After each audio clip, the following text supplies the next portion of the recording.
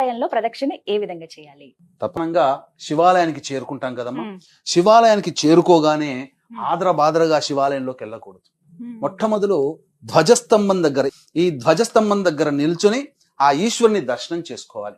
ఆ దేవాలయంలోకి అడుగు పెట్టగానే ధ్వజస్తంభం దగ్గర లోపల ఉన్నటువంటి శివుణ్ణి ఒక్కసారి మనసారా నమస్కారం చేసుకుని ఈ ధ్వజస్తంభం దగ్గర నుంచి ఇలా మొదలు పెట్టుకుంటూ లోపల శివాలయం గర్భాలయంలోకి వెళ్లకుండా ధ్వజస్తంభం పక్క నుంచి ఇలా ఎడం వైపున ఇలా వెడుతూ ఈ విధంగా పానపట్టం దగ్గరికి రావాలి. అంటే ఈ అభిషేక జలము వెళ్ళిపోయేటువంటి ఆ ప్రదేశం దగ్గర రావాలి. ఇక్కడ ప్రమథగణాలు చండీశ్వరుడు కొలువై ఉంటారట.